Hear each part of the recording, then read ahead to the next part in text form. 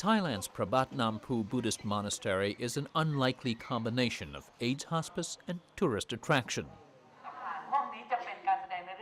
Amid displays of cadavers, visitors, including many school kids, observe what HIV does to the human body, in death and in life's final stages. Beyond hospice care, the temple's goal is to educate the public, says Pra Alangkot, the founding abbot. I hope that this year, maybe more than 300,000 people come to our temple. That is the change for our temple that can give the knowledge for our people. When we visited in 2002, dozens were dying each month, abandoned as they were in life by families who never bothered to collect their remains. But it was in 2002 that Thailand began to make available the once prohibitively expensive antiretroviral, or ARV, drugs for AIDS. That's made a huge difference, says Michael Bassano, an American Catholic priest who volunteers here. It has changed the whole understanding of the place. I would say it's a temple of life. We call it the hospice, but it's a temple of life. People come here with HIV, and they sense that here they find family, acceptance, nourishment, and a willingness to keep living. And that changes the whole reality here. It is not just a place of people in their last days. But one thing has not changed. Oh, this is a new man. He just came. That's the stigma faced by AIDS patients. He's 50 years old. So his family just left him. They came over and dropped him off, and then they left him here with us. When he came, he was all scaly, all full of scales. This morning.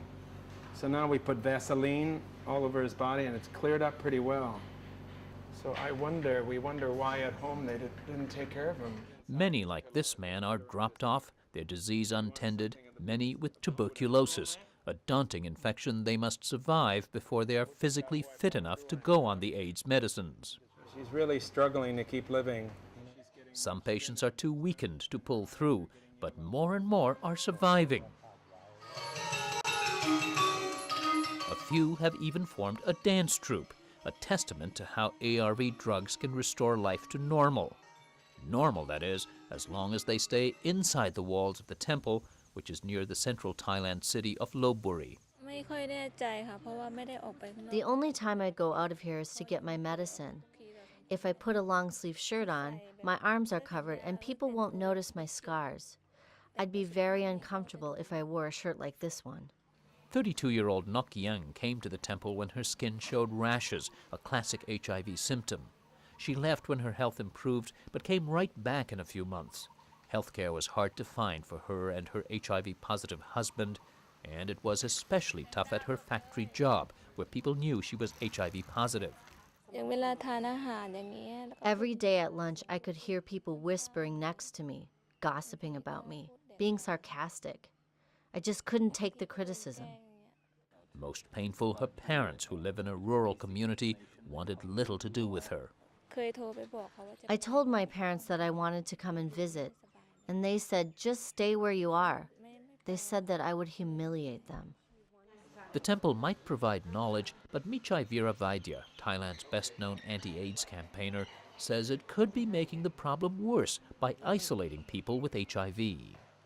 People go in there, they get frightened. I'm afraid of these people. I don't want to see because they look terrible.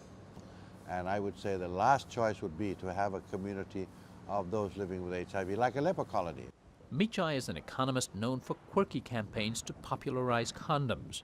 He's called the condom king, and many Thais call condoms Michais. Now, to fight the stigma over AIDS, he's taken a different approach, a program that offers loans to start small businesses.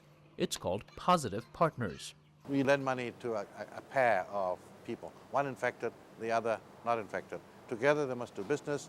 The uninfected person encourages you and also tries to very hard to create understanding of compassion within the village so that people who know that this person is living with HIV have a chance on a daily basis to communicate, to listen, and somebody explaining, look, That person is perfectly normal. You watch it. I go with him. I let him ride on the back of my bike and all these things.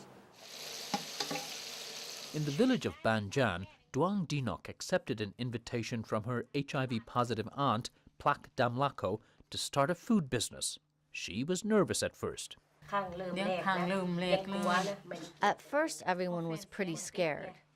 So we went to talk to the doctor because my auntie was taking care of all these children, feeding them. The doctor said that if we're afraid that the children were infected, we could bring them in to get checked. And again, the only way to get AIDS is from needles or sex. Both women say they've been open about Plak's HIV status. I go to the hospital, and when I see people, they ask me, "Where have you been?" I tell them I was at the hospital. They ask me why, and I tell them I have AIDS.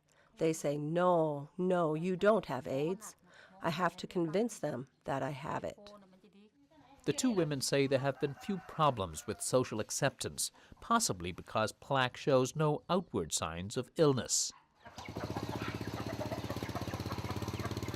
Sales of their fried chicken and spicy vegetables are brisk. It's one of about 900 new small enterprises funded by the Positive Partner Program, everything from motorcycle repair to handicrafts to livestock raising. Duang says she only encounters an occasional snide comment at her food stall. Some people say, "Hey, did you bring AIDS with you today?" When they act like this, I say, "AIDS isn't that easy to get. You can't get it from ticks on a dog." I tell them that you can only get AIDS from needles and sex. Think about it. What I make here, you can eat, but if you do get AIDS, I'll take you to where you can get medicine. Sometimes I'm just sarcastic, because they're not always nice to me. Because of highly successful awareness campaigns in the 1990s, most Thais learned how HIV is and is not transmitted. And the country's once high HIV infection rate came down almost 90% through the decade. But public education has tapered off in recent years, says Michai. And because public education has died down, knowledge of HIV, the extent to which it's discussed, goes down and down and down. So stigma is still around and gets stronger because for the lack of public education. So we just have to continue to do more, and then stigma will come down. But nothing works like actually seeing a person living with HIV and getting them to have experience with HIV people. That's the best experience at changing attitudes.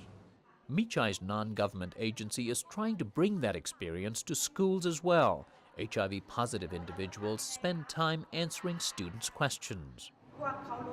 People can tell that even though I have AIDS, I'm still living my life, doing my work. I just want to tell you guys, don't discriminate. On the day we visited this rural school, the lectures were followed by sex education sessions for these high school students, a particularly worrying group. After declining for years, HIV infections among young Thais have gone upward again. More than 50% of the new cases who infect HIV is the children, are the children. Big problem for our country.